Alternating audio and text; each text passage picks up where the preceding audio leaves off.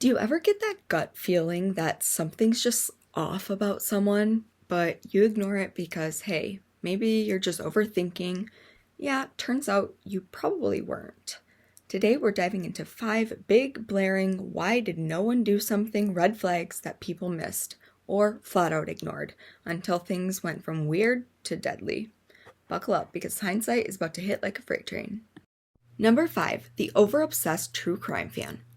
We all love a good murder mystery. Some of us even host YouTube channels about them. But there's a big difference between being interested in true crime and using it as a how-to guide.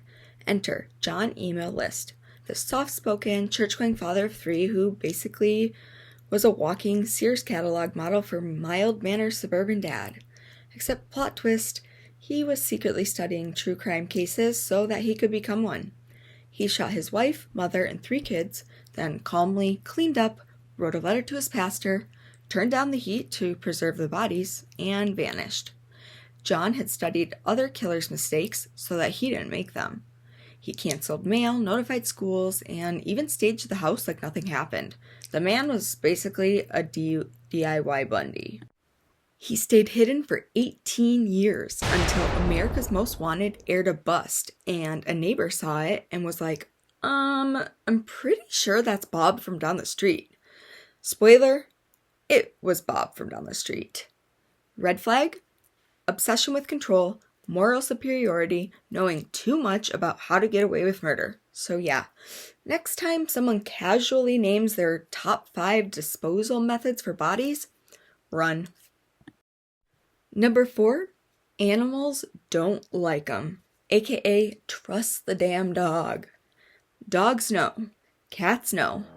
That turtles won't come out of its shell when your weird uncle's over. It knows!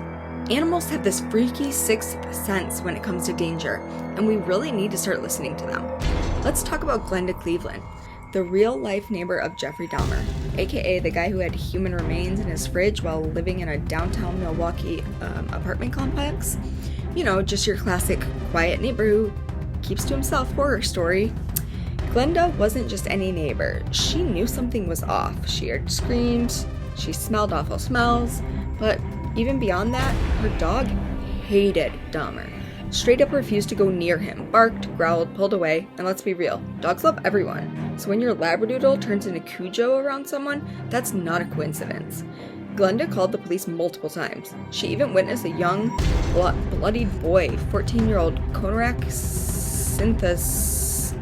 Synthesimone, I can't say that, trying to escape Dahmer. And when Dahmer managed to convince police that it was just a lover's spat, Glenda and her dog both knew better. That dog picked up on what everyone else missed or ignored. It wasn't just barking, it was screaming, "This man is not right." Number 3, the sudden personality flip. You ever meet someone who seems so amazing at first, like too good to be true amazing, and then one day it's like they've swapped souls with a demon wearing a Forever 21 hoodie? That's not a vibe shift, that's a red flag. Meet Jodi Arias.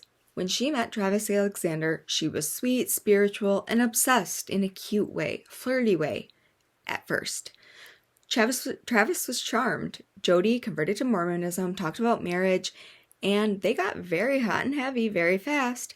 But the moment Travis started pulling away, flip switched. Suddenly, she's showing up uninvited, popping up at his house in the middle of the night, spying, stalking, and then telling everyone she's the victim while sneaking into his voicemail like a romantic ninja hacker.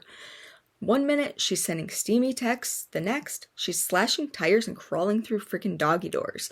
And by the time Travis realized how dangerous that flip was, it was too late. In June 2008, Jodi brutally murdered Travis in what she first claimed was a robbery. Then it was self-defense, then a memory gap, and then whatever version she felt like telling that day. The only consistent thing about her story was the complete inconsistency. That's the thing about this red flag. Some people don't slowly spiral. They snap. And when someone flips that fast, you don't get a warning, you get a headline. So if somebody goes from soulmate to stalker in the time it takes to microwave your burrito, run, block, relocate, do what Travis couldn't do in time. Number 2, the one who says, "You're the only one who understands me." At first, that line can sound deep, intimate, special, like you've never unlocked some secret level of connection, but sometimes it's not a compliment. It's a warning. Let's talk about Ted Bundy, arguably one of the most manipulative serial killers in American history. He wasn't the drooling monster under your bed. He was clean-cut, charming, a law student, and to the women he got close to, he played the "you complete me" card hard. His longtime girlfriend Liz Kendall said Ted made her feel like she was the only one who truly saw him. He'd open up to her, cry in front of her, say he couldn't live without her, all while murdering dozens of women behind her back. The closer they felt to him, the more he used that closeness to manipulate, disarm, and control. Quote, "You're the only one who understands me," unquote, became the emotional bait he used to keep people loyal, quiet, and blind to what was really going on. Because here's the truth, when someone says you're the only one who gets them, they might just be feeling seen, or they're laying the groundwork to isolate you too, to guilt you, to trap you in their narrative. So when the mask slips, you'll be too deep to leave. So yeah, when someone drops that line early on you, don't feel special, feel suspicious and creepy. Because you're not their lifeline, you're their alibi.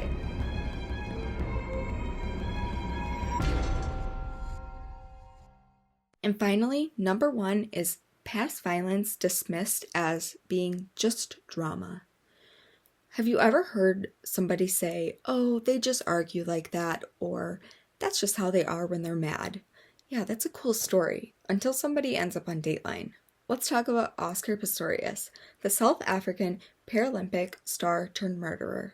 When he first started dating Riva Steenkamp, they looked like a powerful couple, beautiful, successful, admired. But behind the filtered Instagram post was a guy with a history full of rage, jealousy, and guns. Lots of guns.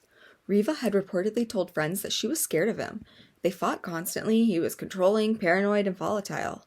There were reports of him accidentally firing a gun in a restaurant, and an ex-girlfriend had also hinted at his temper. But people chalked it up to be celebrity drama, relationship passion, just a fiery couple. Then came Valentine's Day, 2013. Riva was shot 4 times through a locked bathroom door. Oscar claimed he thought she was an intruder, but the evidence and her screams that were heard by the neighbors said otherwise. This wasn't drama. This was a buildup, a pattern, a warning people had ignored. Riva was a vibrant, intelligent woman who saw the red flags, but the world around her, they minimized them. Because when someone famous gets angry, it's called passion. When someone regular gets angry, it's called danger. So here's the truth.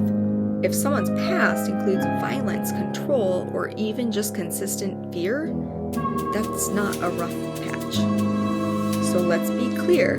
If someone has a history of violent rage or fear-inducing behavior, you don't need a bloody effing crime scene to validate your instincts. It doesn't have to escalate to murder to matter.